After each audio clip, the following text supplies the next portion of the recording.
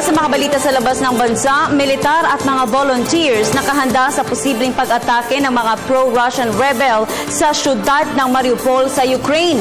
At punong ministro naman ng Iraq inihayag na nakakasana ang pagbawi sa syudad ng Tikrit mula sa mga Islamic State rebels. Itong maglobalita na aming kasama si Edwin Eusebio. Sinimulan na ng koalisyon ng pamahalang Iraq ang opensiba o pag-atake sa Islamic militants palabas ng lungsod ng Tikrit. Mismo ang punong ministro at commander-in-chief ng Iraq na si Haider al-Abadi ang naghayag ng pagsisimula ng operasyon sa pagbisita niya sa Samara upang personal na alamin ang pagsisikap na mapalaya ang Tikrit sa kontrol ng mga militante. Nanawagan ng Iraq Prime Minister sa Sunni tribal fighters na iwan na ang grupong Islamic State. Kasabay ng babala na iyon ang huling pagkakataon para sa mga Sunni tribal fighters na sumuko upang makamit ng mga ito ang pardon at pagpapatawad ng pamahalang Iraq na kontrol ng Islamic State rebels ang Tikrit kalagitnaan ng nakalipas na taon.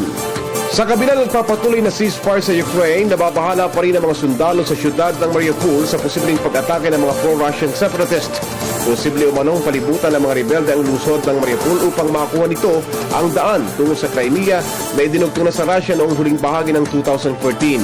Gayunman, ayon sa Ukrainian forces at karamihang mga volunteers, determinado silang ipagtanggol ang syudad. Sa mga burol kung saan natatanaw na ang karagatan ng Azov, naghukay na ang mga Ukrainian army. Ang mga landas at kublihan ay ginawa ng mga ito bilang posisyon nila sa pagtatanggol sa Mariupol na inaasahan na sa susunod ay magiging punteriya ng mga pro-Russian rebels sa eastern Ukraine. Una rito, ito lamang kalagitnaan ng nakalipas na Pebrero ay diniklara ang ceasefire, subalit sa lungat ang inaasahan ng mga sundalo. Ito ay ang mga nagaganap na matinding paglalaban sa mga susunod pang araw.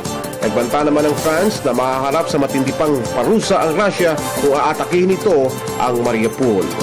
Para sa Telebisyon ng Bayan, Edwin Eusebio.